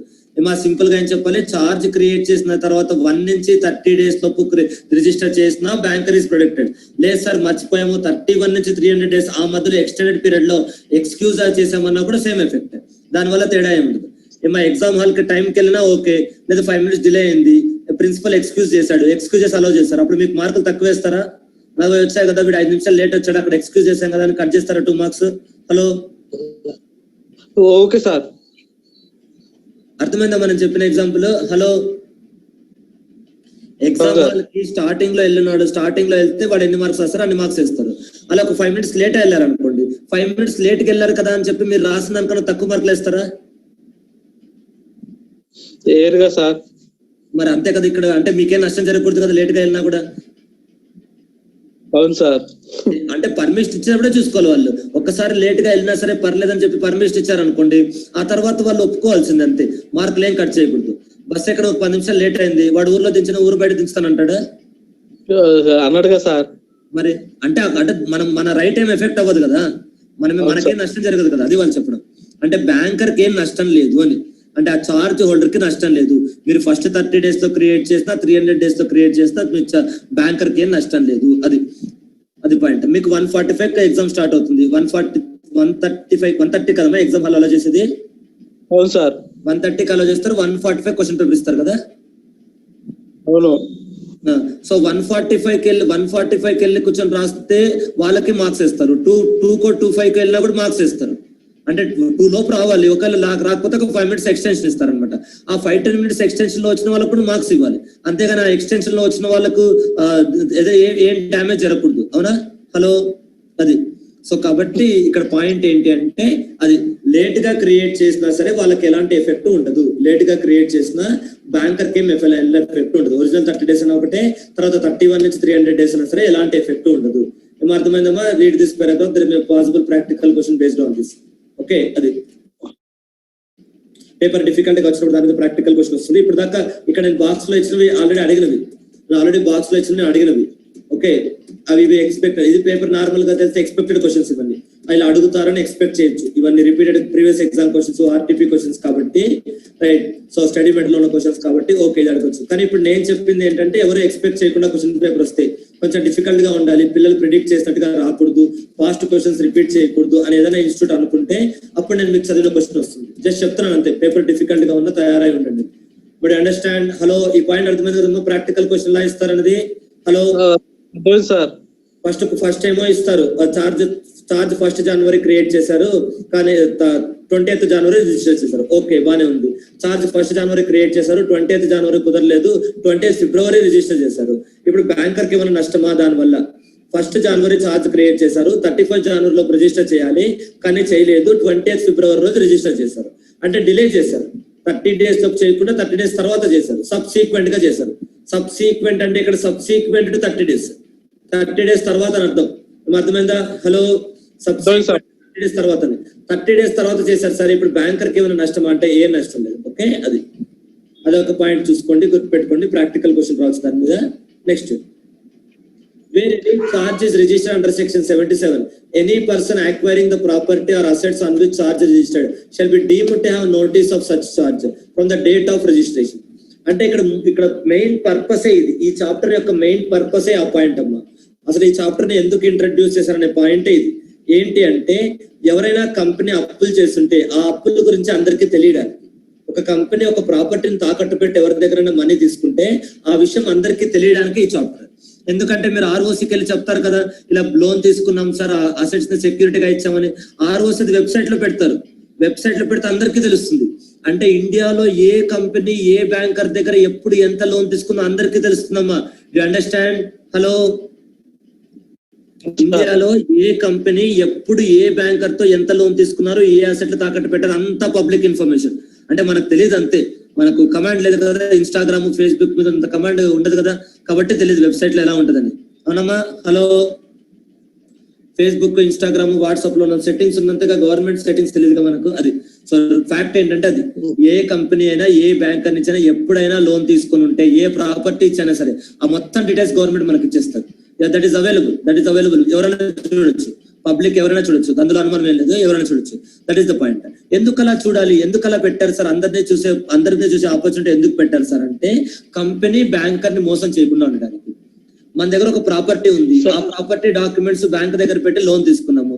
అదే ప్రాపర్టీ డాక్యుమెంట్స్ డూప్లికేట్ డాక్యుమెంట్స్ తయారు చేసి ఇంకొక బ్యాంక్ దగ్గరికి వెళ్ళి లోన్ తీసుకున్నారు. అలా చాలా మంది చేశారు. అదే ప్రాపర్టీ డాక్యుమెంట్స్ ఇంకొకరి దగ్గర తాకట్టు పెట్టి లోన్ తీసుకొని వచ్చారు. ఒకటే డాక్యుమెంట్స్, ప్రాపర్టీ ఒకటే ఉంది కానీ వేరే వాళ్ళ దగ్గర పెట్టి లోన్ తీసుకుంటారు. ఏమా? అది that is the point, fake documents. ఇది మన సినిమాలో ఉంటుంది కదమ్మా. ఏ సినిమాలో ఉంది? సినిమాలో ఎక్కడ చూడలేదు అది. ఏది sir? Fake document sir. Fake document ఒకటే ప్రాపర్టీ మీద మల్టిపుల్ లోన్ తీసుకుంటారు, డాక్యుమెంట్లు ఫేక్ డాక్యుమెంట్లు పెట్టేది. సో అతడు సినిమా చూసారా? చూసాం సార్. నాయుడు గారు ఉంటారు కదా. అవును సార్. నాయుడు గారు ఉంటారు కదా, ఫేక్ డాక్యుమెంట్స్. అది ఇది సన్ ఆఫ్ సత్యమూర్తి చూసారా? అక్కడ కూడా ఫేక్ డాక్యుమెంట్స్ క్రియేట్ చేస్తారు కదా. అవును సార్. కాబట్టి అది మీకు సినిమాలో చూపించారు, కానీ రియల్ గా చాలా వరకు జరుగుతుంది. సినిమాలోనే అక్కడక్కడ వచ్చింది, రియల్ గా ఇంకా ఒక రేంజ్ లో జరుగుతుంది, ఇంకా ఎక్కువ జరుగుతుంది రియల్ గా. అసలు మీరు ఊహించలేరు, అన్ని కోట్లు, కోట్లు కూడా కాదు, వేల కోట్లు ఇలా చేశారు. ఒకరు కాదు, ఇద్దరు కాదు. ఇలా ఒకటే ప్రాపర్టీ మీద కలర్ జిరాక్స్ అంటే అలా డూప్లికేట్ ఫేక్ డాక్యుమెంట్స్ క్రియేట్ చేసేసారు. అంటే ఇక్కడ తప్పేంటి అంటే, ఆల్రెడీ ఒక బ్యాంకర్ లోన్ ఇచ్చారన్న విషయం రెండో బ్యాంకర్ కి తెలియకపోవడం. అంతే కదమ్మా? హలో, పేపర్ నమ్ముతున్నాడు అంతే. మీరు ఫస్ట్ వెళ్ళారు, హెచ్డిఎఫ్సి బ్యాంక్ వెళ్ళారు, వాళ్ళు లోన్ ఇచ్చారు, పేపర్స్ వాళ్ళ దగ్గర పెట్టారు, మళ్ళీ ఇంటికి వచ్చారు, పక్కన కలర్ జిరాక్స్ ఉంటే డిడిపి సెంటర్కి వెళ్ళారు, ఇంకో కలర్ జిరాక్స్ డాక్యుమెంట్స్ తీసుకెళ్లి మళ్ళీ ఐసిఐసిఐ బ్యాంక్ వెళ్ళారు. ఐసిఐసిఐ బ్యాంక్ లోన్ ఇచ్చాడు, ఐసిఐసిఐ బ్యాంక్ అదే బిల్డింగ్ తీసుకొచ్చి చూపించారు. అదే ఓలా క్యాబ్ లో ఐసిఐసిఐ బ్యాంక్ మేనేజర్ తీసుకొచ్చి బిల్డింగ్ చూపించారు. సార్ ఇది నా బిల్డింగ్ సార్, లోన్ ఇవ్వండి అని కాగితాలు చూపించారు. ఆ కాగితాలు బాగా తల మెరిసిపోతున్నాయి, కలర్ ఉన్నాయి, ఆ బిల్డింగ్ కూడా పెయింట్లు బాగుంది, ఏషియన్ పెయింట్ చేసినట్టున్నారు, బాగుంది అని చెప్పేసి ఐసిఐసిఐ బ్యాంక్ మేనేజర్ లోన్ ఇచ్చేసారు. అసలు అలా ఒకే ప్రాపర్టీ మీద 4-5 లోన్ తీసుకున్నారు అనుకోండి, ఇప్పుడు బ్యాంకర్ కి నష్టం కదా, ఎందుకంటే వాడు అందరిలోనే ఎగ్గొట్టేస్తాడు. ఇప్పుడు బ్యాంకర్లు వచ్చి ఏం చేస్తారంటే, నేను లోన్ ఇచ్చానని హెచ్డిఎఫ్సి వాడు అంటారు, ఐసిఐసిఐ బ్యాంక్ వాళ్ళు నువ్వు ఒకటే నచ్చింది మేము ఇవ్వలేదని అంటారు. అలా అందరూ బ్యాంకర్లు ఫైట్ అవుతుంది, కానీ తీసుకున్నాడు సేఫ్ అయిపోతాడు. వాళ్ళు తీసుకున్నాడు ఏం చెప్తారంటే, మీరు కొట్టుకొని ఎవరైనా కొట్టుకోండి, అమ్మేసుకోండి ప్రాపర్టీ అంటారు. ఎందుకంటే ప్రాపర్టీ వర్త్ 10 crores అవుతాయి, నేను 3 loans తీసుకున్నాను, అలాంటి బిల్డింగ్ 3 కడతాను, ఆ బిల్డింగ్ పోతే పోయింది. అర్థమైందమ్మా? హలో, అర్థమైంది సార్. అంటే ఇప్పుడు బ్యాంకర్ కి నష్టం ఎందుకు జరిగింది అంటే, ఫస్ట్ ఆల్రెడీ ఒక బ్యాంకర్ లోన్ ఇచ్చాడన్న విషయం రెండో బ్యాంకర్ కి తెలియకపోవడం వల్లే కదమ్మా ఇదంతా. Sir no sir, first already ఒక బ్యాంకర్ లోన్ ఇచ్చాడు, ఆ విషయం రెండో బ్యాంకర్ కి తెలియదు, కాబట్టే కదా రెండో బ్యాంకర్ మళ్ళీ లోన్ ఇచ్చాడు. అది అంటే అలా మోసపోకుండా ఉండడానికి ఇప్పుడు వెబ్సైట్ లో పెడుతున్నారు అన్ని. అంటే మీరు ఏ బ్యాంక్ వెళ్ళి సార్ ఈ బిల్డింగ్ నాది, ఏషియన్ పెయింట్స్ వేసాము, బర్గర్ పెయింట్స్ వేసాము అంటే వాళ్ళు ఒప్పుకోరు. నువ్వు ఏ పెయింట్ తో వేసుకో, ఫస్ట్ ఆ ప్రాపర్టీ మీద ఆల్రెడీ సెక్యూరిటీ ఉందా లేదని వెబ్సైట్ లో చెక్ చేస్తారు అనమాట. గవర్నమెంట్ వెబ్సైట్ లో నీ కంపెనీ పేరు, ప్రాపర్టీ డీటెయిల్స్ కొట్టే వచ్చేస్తాయి. ఈ కంపెనీ ఆల్రెడీ హెచ్డిఎఫ్సి బ్యాంక్ తో లోన్ తీసుకున్నారు, గెట్ అవుట్ అంటారు అంతే. స్ట్రైట్ వెళ్ళి రైట్ తీసుకుంటారు కదా, ఆ టైప్ లో ఎలా వచ్చావో అలాగే బ్యాక్ వెళ్ళిపోంటారు, అంటే లోన్ ఇవ్వమంటారు. అంటే ఇప్పుడు అర్థమైందా, బ్యాంకర్లని ప్రొటెక్ట్ చేయడానికి, ఇది బ్యాంకర్లని ప్రొటెక్ట్ చేయడానికి. అది అర్థమైన ఇది పాయింట్ ఏంటంటే, ఫస్ట్ లోన్ ఇస్తే, ఫస్ట్ ఒక దగ్గర లోన్ తీసుకున్నప్పుడు సెకండ్ ఎవరైతే లోన్ ఇస్తున్నారో వాళ్ళకు ఫస్ట్ లోన్ గురించి తెలియకుండా మోసపోతున్నారు.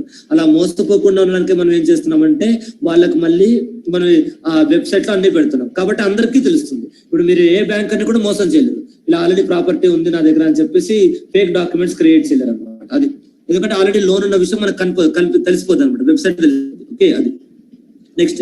అయితే ఇక్కడ కాన్సెప్ట్ ఏంటంటే, ఇప్పుడు ఇంకోలా చూడాలి ఆ పాయింట్. అంటే ఇప్పుడు ఒకవేళ పొరపాటున సెకండ్ బ్యాంకర్ లోన్ ఇచ్చేసాడు అనుకుందాం, ఫస్ట్ బ్యాంకర్ లోన్ ఇచ్చాడు అన్న విషయం తెలియకుండా సెకండ్ బ్యాంకర్ లోన్ ఇచ్చేసాడు అనుకోండి. ఇప్పుడు ఫస్ట్ బ్యాంకర్ వచ్చి ఆ ప్రాపర్టీని సేల్ చేస్తే సెకండ్ బ్యాంకర్ అడ్డుపడచ్చా అంటే అడ్డుపడకూడదు. సెకండ్ బ్యాంకర్ ఆర్గ్యూ చేయకూడదు, ఆ కంపెనీ ఆల్రెడీ ఆ ప్రాపర్టీని తాకట్టు పెట్టిన విషయం నాకు తెలియదు అని అనకూడదు. ఎవరు ఏమనకూడదమ్మా, ఎవరు ఏమని ఆర్గ్యూ చేయకూడదు, సెకండ్ బ్యాంకర్ ఆర్గ్యూ చేయకూడదు, నాకు ఆల్రెడీ ఆ ప్రాపర్టీ మీద లోన్ ఉందన్న విషయం నాకు తెలియదు అని ఆర్గ్యూ చేయకూడదు సెకండ్ బ్యాంకర్. ఎందుకంటే అది వాడి నెగ్లిజెన్స్, అందరూ తెలుసుకోవడానికి కదమ్మా వెబ్సైట్ లో పెట్టింది. ఏమా ఎస్ఆర్ నో? మీరే చూసుకోండి, అమెండ్మెంట్స్ ఉన్నాయి మనకు, అమెండ్మెంట్స్ ఐసీ వెబ్సైట్ లో పెట్టారు. SR no? సార్ మాకు తెలియదు సార్, అమెండ్మెంట్స్ మేము చదవలేదంటే ఒప్పుకుంటారా? చదవడానికి కదా వెబ్సైట్ లో పెట్టింది. అవును సార్. 300 days రాసాము, అమెండ్మెంట్ 60 days వచ్చింది అనుకోండి, మీరు 30 days రాసి సార్ మాకు ఆ వెబ్సైట్ లో పెట్టిన విషయం మాకు తెలియదు సార్, మేము 30 days అని అనుకున్నామంటే తెలుసుకోవడానికి కదా వెబ్సైట్ లో పెట్టింది, తెలియకుండా ఉంటే అది మన నెగ్లిజెన్సే కదా. You can't blame that. Sir no hello sir. కాబట్టి ఇక్కడ పాయింట్ ఏంటంటే మీరు ఆర్గ్యూ చేయకూడదు. మీకు తెలుసు అనే విషయం ఐసీఏ వాళ్ళు ఏమని అనుకుంటున్నారు, మీకు తెలుసనే అనుకుంటున్నారు. ఏమర్థమైందా? Shall be deemed to have notice.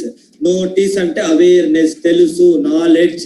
Notice అంటే నాలెడ్జ్ ఆర్ అవేర్నెస్ అంటే తెలుసు. డీమ్డ్ అంటే మీ అందరికి ఐసీఏ వెబ్సైట్ లో ఏవైతే ఉన్నాయో అవన్నీ స్టూడెంట్స్ అందరికీ తెలుసు అన్నది ఐసీఏ ఒపీనియన్. అలా అనుకుంటున్నారు ఐసీఏ వాళ్ళు. Deemed but understand, ICA website లో ఏవైతే ఉన్నాయో అవన్నీ స్టూడెంట్స్ కి తెలుసు. ఇలా తెలుసు అన్నదాన్ని నోటీస్ అంటాం. నిజంగా తెలుసా తెలియదో పక్కన పెట్టేసండి. అందరికీ అది తెలుసని వీళ్ళు అనుకుంటున్నారు. ఎవరు అనుకుంటున్నారు? ఐసీఏ వాళ్ళు అనుకుంటున్నారు. అర్థమైందా? డీమ్డ్, నోటీస్ అంటే 2 పదాలకు మీనింగ్ అర్థమైందమ్మా? హలో అర్థమైంది సార్. నోటీస్ అంటే స్టూడెంట్స్ అందరికీ తెలుసు. నిజంగా తెలుసు అంటే ఐసీఏ వాళ్ళు అనుకుంటున్నారు అంతే. Yes sir no. అది కాబట్టి తెలిసినా తెలియకపోయినా అవసరం లేదు. అంటే ఐసీఏ వాళ్ళు అలా అనుకునే క్వశ్చన్ పేపర్ ఇస్తారు. అందరికీ తెలుసు అనుకునే క్వశ్చన్ పేపర్ ఇస్తారు. అందరికీ ఫోన్ చేసి అడగరు, బాబు నువ్వు అమెండ్మెంట్స్ అడిగావా, అమెండ్మెంట్స్ చదివావా, ఎగ్జామ్ లో అడగచ్చా, వెబ్సైట్ లో చూసావా, ఇలా అందరినీ అడిగి క్వశ్చన్ పేపర్ ఇవ్వరుగా. Hello sir. మన వెబ్సైట్ లో చూసుకున్నావా? ఐసీ వెబ్సైట్ లో అమెండ్మెంట్స్ వచ్చాయి కదా, చదువుకున్నావా? ఇప్పుడు అమెండ్మెంట్స్ క్వశ్చన్ ఎగ్జామ్ లో అడగచ్చా? అలా అడిగేం ఫ్రేమ్ చేయరుగా. హలో అది. సో అందరూ చదువుకొని ఉంటారనే అనుకుంటారు. అలాగే గవర్నమెంట్ కూడా ఏమనుకుంటున్నారంటే, లా కూడా ఏమనుకుంటారంటే, ఒకసారి కంపెనీ ఆర్ఓసికి ఇన్ఫార్మ్ చేసిన తర్వాత అవి ఆర్ఓసి వెబ్సైట్ లో ఎంటర్ చేసిన తర్వాత అందరికీ ఆ ప్రాపర్టీ గురించి తెలుసు. ఇప్పుడు ఆర్ఓసి వెబ్సైట్ లో చెక్ చేయకుండా ఆల్రెడీ కుదువ పెట్టిన ప్రాపర్టీని, ఆల్రెడీ మార్టిగేజ్ చేసిన ప్రాపర్టీని ఎవరైనా కొన్నారనుకోండి. ఫర్ ఎగ్జాంపుల్ రోహిత్ ఆల్రెడీ ప్రాపర్టీని మార్టిగేజ్ చేసేసాడు, బ్యాంక్ లో లోన్ తీసుకున్నాడు, హెచ్డిఎఫ్సి బ్యాంక్ లో లోన్ తీసుకొని బిల్డింగ్ తాకట్టు పెట్టాడు రోహిత్. ఆ విషయం తెలీదు. రవి వచ్చేసి ఆ బిల్డింగ్ కొన్నాడు. ఆల్రెడీ ఆ బిల్డింగ్ మీద బ్యాంక్ లోన్ ఉంది, బ్యాంక్ అప్పు ఉంది, బ్యాంక్ ఆ బిల్డింగ్ బ్యాంకర్ది, రోహిత్ కాదు. లోన్ తీర్చేసిన వరకు ఆ బిల్డింగ్ మీద అన్ని రైట్స్ బ్యాంకర్ కి ఉంటాయి. ఏమో ఎస్ఆర్ నో? హలో అవునా కదమ్మా? లోన్ తీర్చేంత వరకు బ్యాంక్ ఆ బిల్డింగ్ మీద అన్ని రైట్స్ బ్యాంకర్ కే ఉంటాయి. ఏమో ఎస్ఆర్ నో?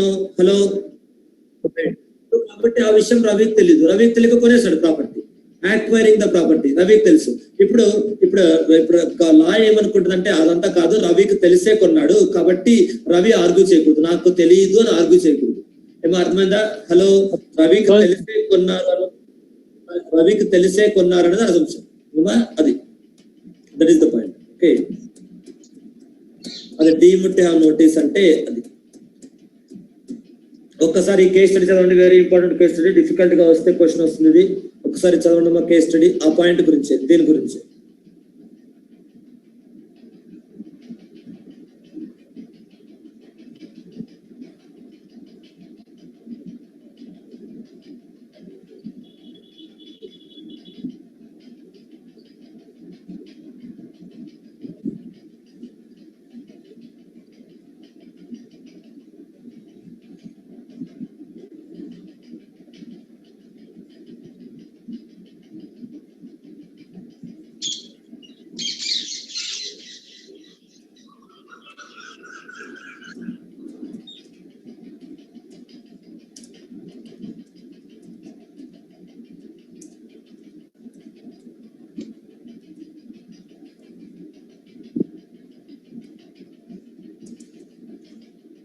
అర్థమైందమ్మా? అక్కడ పాయింట్ ఏంటంటే, అక్షత్ అనే పర్సన్ ప్రాపర్టీ కొన్నాడు ఎవరి దగ్గర నుంచి? ఎన్ఆర్టీ లిమిటెడ్ నుంచి. ఇక్కడ దాకా అర్థమైందమ్మా?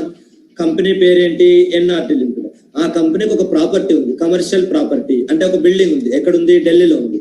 ఆ బిల్డింగ్ కొనడానికని అగ్రిమెంట్ రాసుకున్నారు. ఎవరు రాసుకున్నారు? అక్షత్ రాసుకున్నాడు. ఏమర్థమైందా? హలో అక్షత్ అగ్రిమెంట్ రాసుకున్నారు. ఎవరి మధ్య? అక్షత్ కి ఎన్ఆర్టీ లిమిటెడ్ మధ్య అగ్రిమెంట్ ఉంది. ఏంటని? సో కంపెనీ ఎన్ఆర్టీ లిమిటెడ్ కి ఢిల్లీలో ఒక ప్రాపర్టీ ఉంది. ఆ ప్రాపర్టీ అక్షత్ కొనడానికని అగ్రిమెంట్ రాసుకున్నారు. మా క్వశ్చన్ ట్విస్ట్ గా ఉంటుంది. ఫస్ట్ స్టెప్ బై స్టెప్ అర్థం చేసుకోండి. ఏమో ఈ 2 లైన్స్ కి మీనింగ్ అర్థమైందమ్మా? హలో అర్థమైంది సార్. ఎన్ఆర్టీ అనే కంపెనీకి ఒక ప్రాపర్టీ ఉంది, ఢిల్లీలో ఉంది. ఆ ప్రాపర్టీని కొనడానికి, పర్చేజ్ చేయడానికి అక్షత అగ్రిమెంట్ రాసుకున్నాడు. బానే ఉంది. నెక్స్ట్ ఇప్పుడు ఆ అగ్రిమెంట్ తీసుకెళ్లి ఆర్ఓసికి చెప్తున్నాడు, సార్ ఈ ప్రాపర్టీ నేను కొన్నాను సార్ కంపెనీని అని. ఆర్ఓసి ఏం చెప్తున్నాడు? ఆర్ఓసి దగ్గర తీసుకెళ్తాడు, సార్ ఈ ప్రాపర్టీ నేను కంపెనీ నుంచి కొన్నాను, ఎన్ఆర్టీ లిమిటెడ్ పేరు మీద ఈ ప్రాపర్టీ ఉంటుంది, అది తీసేసి నా పేరు మీద రాయండి అని చెప్తున్నారు. ఎవరెళ్ళి ఏమడుగుతున్నారు? ఈ అక్షత్ అనే పర్సన్ గవర్నమెంట్ దగ్గరికి వెళ్ళి అడుగుతున్నాడు, ఆ రిజిస్ట్రార్ దగ్గరికి వెళ్ళి అడుగుతున్నాడు, సార్ ఈ ప్రాపర్టీ ఇప్పుడు దాకా ఎన్ఆర్టీ లిమిటెడ్ పేరు మీద ఉంది, నేను ఆ ప్రాపర్టీని నేను కొనేసాను కాబట్టి ఆ ప్రాపర్టీని నా పేరు మీద రాసి ఇవ్వండి అని అడుగుతున్నాడు అనమాట. అలా అడగడానికి వెళ్ళాడు, దాన్నే టైమింగ్ ఆఫ్ రిజిస్ట్రేషన్ అంటాం. అంటే అలా అడగడానికి వెళ్ళాడు అనమాట. ఎవరు? అక్షత్ అనే పర్సన్ గవర్నమెంట్ ఆఫీస్కి వెళ్ళాడు. సరే ఇలా ఎన్ఆర్టీ లిమిటెడ్ నుంచి నేను ప్రాపర్టీ కొన్నాను, వాళ్ళు అగ్రిమెంట్ రాసిచ్చారు, ఈ అగ్రిమెంట్ చూసి ఆ ప్రాపర్టీ నా పేరు మీద రాసి ఇవ్వండి అంటాడు. నా పేరు మీద మీరు గవర్నమెంట్ రికార్డ్స్ తో ఎంటర్ చేసుకోండి అంటాడు. అప్పుడు గవర్నమెంట్ ఏమని చెప్పారంటే లేదు కుదరదు అన్నారు. ఎందుకంటే ఆ ప్రాపర్టీ అమ్మడానికి ఎన్ఆర్టీ లిమిటెడ్ కి హక్కు లేదు అంటారు. Title deed of the company is not free అంటే ఈ పాయింట్ మీనింగ్ ఏంటంటే గవర్నమెంట్ చెప్తున్నారు అనమాట ఎవరితోటి? అక్షత్ తోటి, బాబు అక్షత్ ఆ ప్రాపర్టీ నువ్వు కొనకూడదు, ఆ ప్రాపర్టీ నీకు అమ్మడానికి ఎన్ఆర్టీ లిమిటెడ్ కి హక్కు లేదు అని చెప్తున్నారు. ఈ పాయింట్ అర్థమైందా? హలో, అర్థమైంది సార్. ఎవరెవరికి ఏం చెప్తున్నారు? గవర్నమెంట్ అక్షత్ అనే పర్సన్ కి చెప్తున్నారు ఈ ప్రాపర్టీని అమ్మడానికి కంపెనీకి హక్కు లేవు, అసలు ఈ ప్రాపర్టీ మీద కంపెనీకి హక్కు లేవు అంటున్నారు. అంటే ఏంటి దాని అర్థం? మన క్వశ్చన్ లో షార్ట్ కట్ గా ఇచ్చారనుకోండి, దట్స్ డిఫరెంట్ ఇష్యూ, కానీ రియల్ గా సెంటెన్స్ ఫుల్ గా ఉండాలి. ఈ ప్రాపర్టీ నీకు అమ్మడానికి కంపెనీకి హక్కు లేదు అంటున్నారు. ఎవరు? ఆర్ఓసి, ఆ రిజిస్ట్రార్ అక్షత్తో చెప్తున్నాడు, అదెలా కొన్నావు ఈ ప్రాపర్టీ నువ్వెలా కొన్నావు, అసలు ఈ ప్రాపర్టీ అమ్మడానికి కంపెనీకి హక్కు లేదన్నారు. అదేంటి సార్, అది కంపెనీ ప్రాపర్టీ కదా అంటే కంపెనీ ప్రాపర్టీ, కానీ ఆల్రెడీ తాకట్టు పెట్టేశారు బ్యాంకర్ కి, కాబట్టి ఇప్పుడు కంపెనీ అమ్మడానికి లేదు. కంపెనీ లోన్ డిఫాల్ట్ చేస్తే అమ్మితే బ్యాంకర్ అమ్మాలి, ఇంకా కంపెనీకి ఆ ప్రాపర్టీని అమ్మే రైట్ లేదు. లోన్ పెండింగ్ ఉన్నంత వరకు ఆ ప్రాపర్టీని అమ్మే రైట్ కంపెనీకి ఉండదు. ఏమో అవునా కదా? Hello sir. సో కాబట్టి ఇప్పుడు ఇక్కడ ఏమవుతుందంటే to get the title deed transferred in the name of mister Akshat. So కాబట్టి comes to know that the title అంటే ఆ కంపెనీకి హక్కు లేదన్న విషయం తెలుసుకున్నారు. కమ్స్ టు నో అంటే తెలుసుకున్నారు. ఎవరు తెలుసుకున్నారు? అక్షత్ అనే పర్సన్ తెలుసుకున్నారు. ఎవరి నుంచి? రిజిస్ట్రార్ దగ్గర నుంచి తెలుసుకున్నాడు. ఓహో, కంపెనీకి ప్రాపర్టీని అమ్మే హక్కు లేదా అని. అంటే ఎందుకు హక్కు లేదో నేను మీకు చెప్పాను, అక్కడ క్వశ్చన్ లో ఇవ్వలేదు. ఏం అర్థమైందా? హలో, అర్థమైంది సార్. రిజిస్ట్రార్ అక్షత్ కి ఏం చెప్పాడు? ఈ కంపెనీని అమ్మే హక్కు, ఈ ప్రాపర్టీని అమ్మే హక్కు కంపెనీకి లేదన్నాడు. ఎందుకు అనేది ఏం చెప్పలేదు, నేను చెప్తున్నాను మీకు అంతే. ఎందుకంటే ఆల్రెడీ అక్కడ లోన్ తీసుకుని ఉంటారు. నెక్స్ట్ ఇప్పుడు కంపెనీ దగ్గరికి వెళ్తాడు అక్షత్, సరే ఇలా రిజిస్ట్రార్ నా పేరు మీద రాయని అంటున్నాడు ఈ ప్రాపర్టీ ఏంటి అంటే కంపెనీ ఎక్స్ప్రెసెస్ ఇట్స్ ఇనబిలిటీ, మేమేం చేయలేమంటారు. అవును, మేము ఆల్రెడీ లోన్ అప్పు తీసుకున్నాము, ఈ ప్రాపర్టీ బ్యాంకర్ మీద ఉంది. అవును, ఈ ప్రాపర్టీ అమ్మడానికి మా దగ్గర రైట్స్ మాకు హక్కు లేదు, కాబట్టి మేము రిజిస్ట్రార్ నేమ్ బలవంత పెట్టలేము అంటున్నారు. అంటే అక్షత్ వచ్చి కంపెనీ అడుగుతున్నాడు, మీరు నాకు ప్రాపర్టీ అమ్మారు కదా, కానీ దాన్ని నా పేరు మీద రిజిస్టర్ చేయడానికి గవర్నమెంట్ ఒప్పుకోవట్లేదు, మీరు వచ్చి గవర్నమెంట్ చెప్పండి అంటే మేము చెప్పము అంటున్నారు. కంపెనీ ఎక్స్ప్రెసెస్ ఇట్స్ ఇనబిలిటీ అంటే మేము రాము, మాకు తెలియదు అంటున్నారు. అప్పుడు అక్షత్ ఏమంటాడు, అదేంటది అదేలా అంటారు మీరు ప్రాపర్టీని సెక్యూరిటీగా పెట్టి లోన్ తీసుకున్న విషయం నాకు చెప్పాలి కదా అని అక్షత్ అడుగుతున్నాడు కంపెనీని. ఎవరిని ఏమని నిలదీస్తున్నారు? ఎవరిని క్వశ్చన్ చేస్తున్నారు? అక్షత్ కంపెనీని క్వశ్చన్ చేస్తున్నారు. మీరు ఈ ప్రాపర్టీ ఆల్రెడీ సెక్యూరిటీగా ఇచ్చారన్న విషయం నాకు చెప్పాలి కదా అని అంటున్నాడు. అర్థమైందా ఎవరు ఏమడుతున్నారు అనేది? Hello sir. కాకపోతే ఇప్పుడు కంపెనీ ఏమని చెప్తున్నారంటే out to have had knowledge of charge అంటే నువ్వే తెలుసుకోవాలి out to had the knowledge. నేను చెప్పేది ఏంటి, ఆర్ఓసి వెబ్సైట్ లో ఉంది కదా, అంటే మేము మీకు ప్రతి ఒక్కరికి ఇస్తామా? ఆర్ఓసి వెబ్సైట్ లో అప్లోడ్ చేస్తాం, అది మీరే తెలుసుకోవాలి. ఆర్ఓసి వెబ్సైట్ లో అప్లోడ్ చేస్తాం, అది మీరే తెలుసుకోవాలి.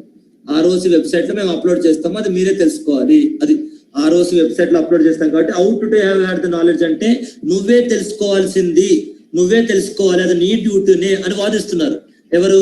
కంపెనీ అక్షత్ వాదిస్తున్నారు. మేము నీకు చెప్పము, అదంతా చెప్పము, అలా అందరికీ చెప్పకుండా ఉండడానికి మేము ఆర్ఓసి వెబ్సైట్ లో అప్లోడ్ చేసింది, అది నువ్వే తెలుసుకోవాలి. మేము చెప్పేది ఏంటి, అది తెలుసుకోవాల్సిన బాధ్యత నీది అంటున్నారు. Ought to have knowledge of the charge అనేది. అది అంటే ఇప్పుడు కంపెనీ కంటెన్షన్ కరెక్టా, whether the contention of the company is correct అంటే the answer is yes. Company contention correct. ఎందుకంటే ఇక్కడ అదే కదా చెప్తున్నారు, వాళ్ళే తెలుసుకోవాలి అనే కదా అర్థం. కంపెనీ అజంప్షన్ అదే కదా, మేము ఆర్ఓసి ఫైల్ చేసాం కాబట్టి అందరికీ తెలుసు అన్నదే కదా కంపెనీ అజంప్షన్. ఏమా yes or no? Hello sir. That is the point. So కాబట్టి అది ఎవరు ఏంటి ఏం ఆర్గ్యూ చేస్తున్నారు అనేది చూసుకో. ఓకే, రిమైనింగ్ నెక్స్ట్ క్లాస్ చూద్దామా. Okay, bye, see you. Okay sir, bye sir.